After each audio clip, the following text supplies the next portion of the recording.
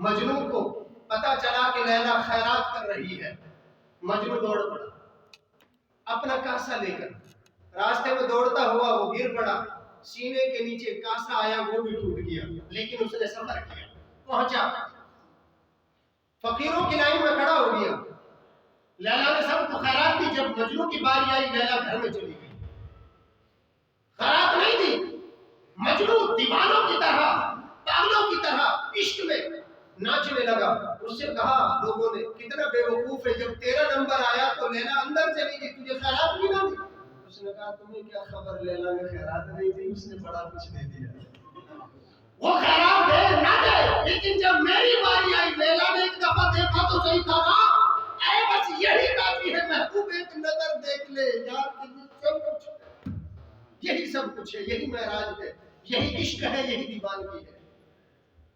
اگر کسی کے دل میں محبت آ جائے، کسی کے دل میں کسی کی چاہت آ جائے تو راستے خود بنتے ہیں، اور وہ راستہ جو یہ راستہ بناتا ہے، وہ راستہ جس پر یہ تعلیمات ہے، وہ راستہ جس پر یہ اسلوب ہے، وہ اللہ کا بتایا ہوا راستہ ہے، جس پر چلنے کی ہمیں ضرورت ہے،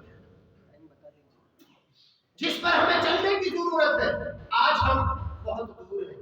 حضرت علی رضی اللہ تعالی عنہ جب اذان ہوئی تو گھبرا گئے، تب تبا گئے، رنگ بدل گیا۔ آپ سے پوچھا حضور جب بھی اذان ہوتی ہے آپ کا رنگ کیوں بدل جاتا ہے؟ آپ نے فرمایا میں یہ سمجھ جاتا ہوں کہ اب اللہ کا فریضہ ادا کرنے کا ٹائم آ گیا ہے، میں گھبرا جاتا ہوں کہ جیسے فریضہ ادا کرنے کا حق ہے، پتہ نہیں علی مستحق کر بھی پاتا ہے کہ نہیں ادا، پتہ نہیں وہ علی جو سید العابدین ہے، سید السادات ہے، امیر الفقراء ہے، امیر الاولیاء ہے، اس کا مقام یہ ہے کہ وہ اللہ کی اذان کی صدائیں سن کر گھبرا جاتے تھے۔ پتہ نہیں اللہ کی بارگاہ میں جیسا عبادت کا حق، اس کا حکم ادا کرنے کا حق ہے، پتہ نہیں مجھ سے وہ ادا بھی ہوتا ہے۔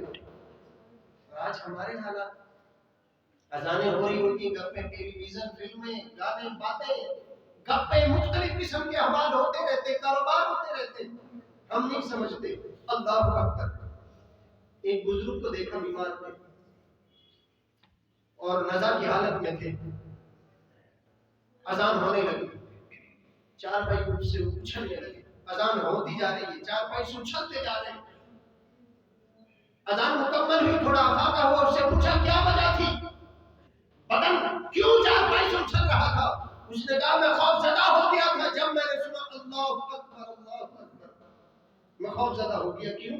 اس لیے کہ وہ صدا یہ نہیں تھی کہ اللہ اکبر، بلکہ یہ تھی تمہارا پالنے والا کائنات کا سب سے بڑا ہے۔ جب وہ سب سے بڑا ہے، ہر شان میں بڑا ہے، تو پھر اگر میں نے اس کا حکم پورا نہ کیا تو پھر اس کا عذاب بھی بڑا ہے، پھر اس کا عذاب بھی شدید ہے۔ اس کی گرفت سے بچنے کے لیے اس گھبرا گیا تھا، میں پتہ نہیں یہ اذان ہو رہی ہے، میں نماز پڑھ کر دنیا سے جاؤں گا یا پہلے چلا جاؤں گا، پتہ نہیں میں وہ فرض ادا کر بھی پاؤں گا کہ نہیں جس کا اعلان میرے کانوں نے سن لیا ہے۔ اگر ہم ایسے ہو جائیں، فکر مت، اگر ہمارے اندر فکر یہ آ جائے، یہ فکر آ جائے، مختار کافی علیہ الرحمہ،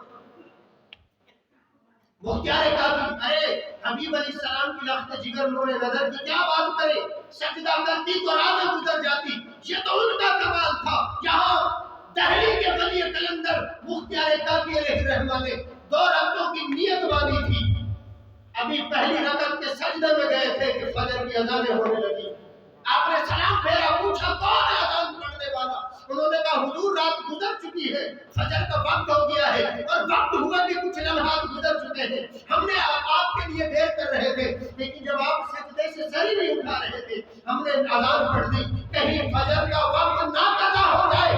آپ نے فرمایا کیا کہتے ہو، ابھی تو پہلا سجدہ کیا، دوسرا تو کیا ہی نہیں، یہ تو پہلی رکعت کا پہلا سجدہ تھا، نماز تو باقی ہے، تم کہتے ہو رات گزر گئی، تم کہتے ہو رات گزر گئی۔ ارے کسی کے دل میں عشق ہو تو پھر وہ بیگانہ ہو جاتا ہے، کسی کے دل میں کسی کی محبت ہو تو پھر وہ اپنے آپ سے بے خبر ہو جاتا ہے۔ یہ ہم دیکھیں کہ ہمارے اندر ایسا ہے، ہمارے اندر ایسا نہیں، تو پھر سمجھ جاؤ کہ اس بارگاہ عزتی کے اندر ہم نے صحیح معنی میں لو نہیں لگائی، اگر لگ جاتی تو پھر ایسا نہیں ہوتا۔ ہمیں ہمیں اپنے اچھے کپڑے پہننے کی بڑی فکر ہوتی ہے، کیا دل کو اچھا کرنے کی بھی کبھی فکر آئی ہے؟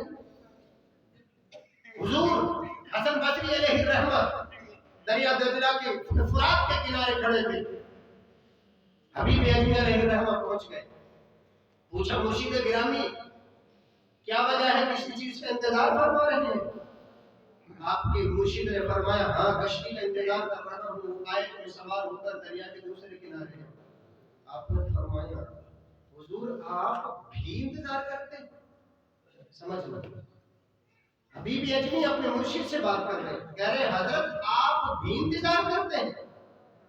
آپ سے ہی تو پڑھا ہے ہم نے کہ آنکھوں سے اندھے، کانوں سے بہرے، زبان سے گونگے، پاؤں سے لنگڑے ہو جائے۔ میں تو ہو گیا، اور جب سے میں ہو گیا تو پھر دیکھیں اتنا کہنا تھا، جوتیاں وہیں پر رکھی، دریا پہ چلنا شروع کر دیا۔ آج کے حضور تشریف لے آئے، آپ نے پوچھا حبیب اجمی یہ مقام کیسے ملا؟ حضور مقام اس وجہ سے ملا، آپ سے ہم نے سنا کہ اس کے ہو جاؤ باقیہ سب سے بے خبر میں ہو گیا، تو اللہ نے رتبہ عطا کر دیا، یہ مقام عطا کر دیا میرے رب نے اس وجہ سے کہ آپ کی تعلیمات میں آپ نے فرمایا کہ ہماری تعلیمات سے ہم سے زیادہ دوسروں نے فائدہ لے لیا، کاش کہ ایسا توکل اور ایسا کمال ہر کسی کو حاصل ہو جائے۔ حبیب اجمی کی بات سننے کے بعد حسن بصری علیہ الرحمہ الٹے زمین پر گر گئے، بے ہوش ہو گئے۔ آپ کو جب اٹھایا پوچھا حضور، جب ہوش میں آئے پوچھا حضور کیا بنا تھا، کیا معاملہ ہوا؟ آپ گر گئے۔ فرمایا کیا بتائے کہ جن کو سکھانے میں لگے وہ اتنا سیکھ گئے کہ ہمیں اپنے آپ کو سدھارنے سنوارنے کا وقت ہی نہ مل سکا، ہم سے زیادہ ہماری تعلیمات کو دوسرے سمجھ بھی گئے، فائدہ لے بھی گئے۔ عزیز جان من، اس لیے یہ قیمتی گوہر بہت دفعہ ہم آپ کے سامنے ڈال دیتے ہیں کہ اپنے آپ کو جمع مرد بناؤ، اور یاد رکھو عربی کے اندر مرد اس کو کہتے ہیں جو مضبوط ہو، مضبوط ہو، کسی جھوٹے کی بات میں آ کر اپنا ضمیر خراب نہ کر لے، اپنی زندگی خراب نہ کر لے، کسی کے کہنے پر جھگڑے نہ بنا لے، کسی کے کہنے پر رشتہ داریاں نہ توڑ لے۔ یاد رکھیں میرے حبیب علیہ السلام نے فرمایا بادروا بالاعمال الی سبع، 7 آفتوں سے پہلے اپنے اعمال درست کر لو، 7 آفتوں سے پہلے اعمال درست کر لو۔ آفتیں کون سی ہیں؟ کاش کہ ہم سمجھ جائیں، جان جائیں، ہمارا ضمیر کھل جائے۔ اچھا وہ آخری بات جو حبیب اجمی نے فرمایا حضور بات یہ ہے آپ فکر نہ کریں، ہم نے تو اپنے دل کو صاف کرنے کی کوشش کی تھی، آپ نے ہمیشہ ورگوں کو سیاہ کرتے رہے، آپ ہمیشہ ورگ سیاہ کرتے رہے، ہم ہمیشہ دلوں کو صاف کرتے رہے، بس اللہ نے رتبہ عطا فرما دیا۔ اب اس میں پوری زندگی کا نچوڑ تھا حبیب اجمی کا، جس کی شروع کی زندگی اتنی تلخ اور خطرناک تھی، اور ان کی زندگی کا اختتام کتنا خوبصورت، 53 سال کی عمر تھی کہ آپ کو پانی پر چلنا۔ آپ ایک دفعہ حضرت ابراہیم بن ادم علیہ الرحمہ سوئے ہوئے تھے بستر پر، کسی کے چھت پہ چلنے کی آواز آئی، فوراً اٹھے گھبرا کر، کہا کون؟ انہوں نے کہا حضرت آپ کا جاننے والا ہوں، چھت پر اونٹ تلاش کر رہا ہوں۔ اس نے کہا ابراہیم بن ادم بادشاہ تھے، کہا کبھی اونٹ بھی چھتوں پہ ہوتے ہیں؟ انہوں نے کہا اگر اونٹ چھتوں پہ نہیں ہوتے تو کیا خدا بھی بستر پہ مل جاتا ہے؟ اونٹ چھت پہ نہیں ملتے میں بھی مانتا ہوں، لیکن بستر پہ بھی رب نہیں ملتا، بستر چھوڑنے پہ ملتا ہے۔ کیا ہم بستر چھوڑ کے عبادت کرتے ہیں؟ یار سردی تو اتنی کمال والی، آپ سے چادر اڑوا چھوڑی، سردی میں جتنی پاور آپ سے، چادر آپ کے لباس کو کئی گنا بدنی بنا دیا، لیکن آپ کے اعمال میں اتنی بھی قوت نہیں کہ وجود سے گرمی نکال کر آپ کو جمع مرد بنا دے۔ نہیں، ابراہیم بن ادم نے کہا کہ یہاں پر اونٹ نہیں ملتے، انہوں نے کہا بزرگ نے کہ پھر بستر پہ رب نہیں ملتا، بس اسی گھنگور کے اندر اٹھے، طلب دل کے اندر تڑپ پیدا ہو گئی۔ بس پھر کیا ہوا، صبح کا انتظار بڑی جلدی جلدی کرتے رہے، صبح ہوئی میدان سجا، آپ دربار میں پہنچے، وہاں پر کوئی شخص آیا، لوگوں نے جب یک نظر اس کو دیکھا سب گھبرا گئے، سب گھبرا گئے۔ ابراہیم بن ادم نے پوچھا کون؟ کہا میں مسافر۔ کیسے آئے ہو؟ یہاں پر وقت گزارنے آیا ہوں۔ کہ یہاں پر وقت، یہاں پر کیسے وہ، یہ کوئی سرائے ہے؟ انہوں نے کہا نہیں، سرائے ہی لگتی ہے۔ کیسے سرائے؟ یہ بتاؤ کہ تجھ سے پہلے کون یہاں رہتا تھا؟ میرا ابا۔ ابراہیم بن ادم نے کہا میرا ابا رہتا تھا۔ اس نے کہا اس سے پہلے، انہوں نے کہا میرے ابا کا ابا، میرے ابا کے ابا کا ابا۔ اس نے آگے نسلیں گزاری تو بتائی، تو پوچھا اس بزرگ نے تو بتاؤ تیرے بعد یہاں کون رہے گا؟ کہ جی میرا بیٹا۔ تو بزرگ نے کہا جس جگہ پر تیرے بڑوں نے آ کر گزار دی اپنی ساری زندگی، تیری بھی گزر رہی ہے، تیرے بعد تیرا بیٹا یہ جگہ لے لے گا، تو ایسی جگہ سرائے نہیں تو کیا ہوگی؟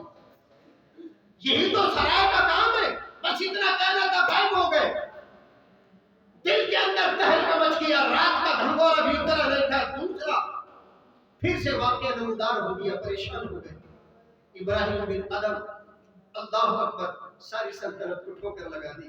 اسی وقت چھوڑ کر نکل گئے دیواروں کی طرح۔ صدقات اور خیرات، سارے زیورات، سارے جواہرات، سارے موتی، منہ کے ہر چیز اللہ کے راستے میں صدقہ کر دی۔ کچھ وقت کے بعد کسی نے دیکھا دریا دجلہ کے کنارے ابراہیم بن ادم اپنی گھڑی سی رہے۔ آپ سے پوچھا کسی نے کہ سلطنت چھوڑ کر آپ نے کیا پایا اس فقیری میں جس میں کپڑے بھی پھٹے ہوئے؟ اچھا یہ آخری جملہ، یہ کہتے ہو، تانا دیتے ہو ہمیں کہ ہم نے کیا پایا اپنی زندگی میں؟